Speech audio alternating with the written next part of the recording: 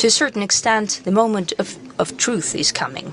The previous world order is irreversibly becoming a thing of the past. One could say has become a thing of the past, and the shaping of the new world order is become the scene of uncompromising fight. Uncompromising, first and foremost, for the reason that it's not even the battle for power or geopolitical influence. It's a clash of the very principles that would be the foundation between the relation, for the relation of the countries at the next historical stage. And its outcome will define whether all of us jointly can build a world that would allow everyone to develop and to solve the outstanding contradictions based on mutual respect of cultures and civilization without coercion and use of force. In the end, can the human society remain a society with its ethical and humanistic principles? Will a human remain a human? It seems that there is no alternative to it. But just at the first glance, unfortunately, there is an alternative to this. That is the descent of humankind into the abyss of aggressive anarchy, internal and external schisms, loss of traditional values, new forms of tyranny, essential abandonment of classic principles of democracy, basic rights and freedoms. More and more often, democracy is interpreted as the power, as a rule not of majority but of minority. They even contrast the traditional democracy and rule of people with a certain abstract freedom, and for that sake, democratic procedures, elections, majority, and the freedom of speech and media objectivity can be sacrificed. The threat is the imposal and becoming of ideologies totalitarian in their essence a norm. And that's what we see in the Western liberalism that has degenerated into, I believe, in extreme intolerance and aggression towards any alternative, towards any sovereign and independent thought. And today, it justifies neo-Nazism, terrorism, racism, and even mass genocide of civilian population. In the end, that's international conflicts and clashes that might bring about mutual destruction, because the weapons capable of doing that already exists, and it's constantly being improved. It acquires new forms as the technologies develop, and the club of the countries that possess such weapons is becoming wider, and no one can guarantee that in case of avalanche-like increase in threats and final deterioration of legal and moral norms, it would not be used. I have already said that we've come to a dangerous line, and calls of the West to deliver strategic defeat to Russia, a country with the largest arsenal of nuclear weapons, shows extreme adventurism of the Western politicians. At least some of them. Such blind faith in their own impunity and exceptionalism might turn to a global tragedy. At the same time, the previous hegemons used to ruling the world back from colonial times learn, and more often to their surprise, that no one is listening to them. The attempts to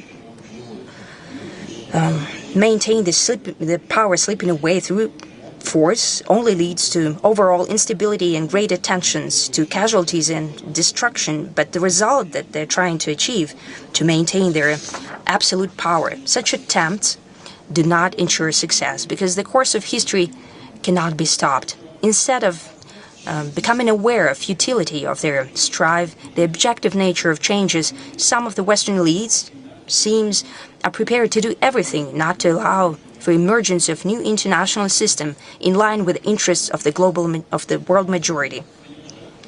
The policy of the US and their allies in the past years is more and more prominent through the principle, if I can't have it, no one will.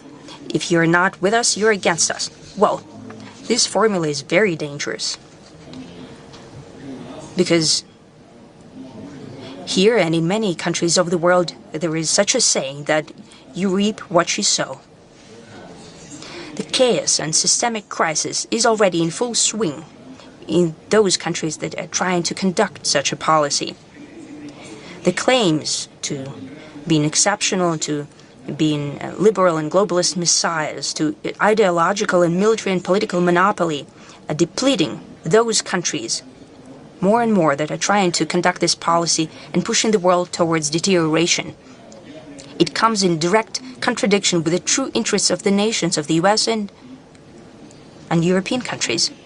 I'm sure that sooner or later the West will understand that, because the foundation of its former great achievements was always the pragmatic and sober approach, based on very harsh and at times cynical but rational evaluation of what's happening in their own capacities.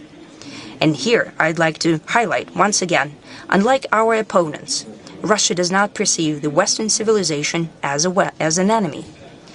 It does not raise the question, us or them. Who's not with us, he's against us. We never say that. We don't want to pontificate to anyone. We don't want to impose our worldview on anyone. Our position is an open one, and it's the following. The West has accumulated indeed tremendous human, intellectual, cultural, and material resources, thanks to which it can successfully develop, remaining one of the crucial elements of the world system. But it is precisely one of, together with other actively developing countries and states and groups of countries, the notion of hegemony in the new international sphere is off the table. And when Washington and other Western capitals become aware of that and recognize this cold hard fact, then the process of building of the global system in line with the challenges of the future will finally enter the phase of true constructive building. I hope to God that it will happen as soon as possible. It is in common interests, also in the interest, and first and foremost in the interest of the West. As of now, everyone who is interested in the creation of a just and viable world have to spend too much effort on overcoming the destructive actions of the West, clinging to their own monopoly. It's apparent that it's happening, and everyone can see that. In the West, in the East, in the South, and everywhere.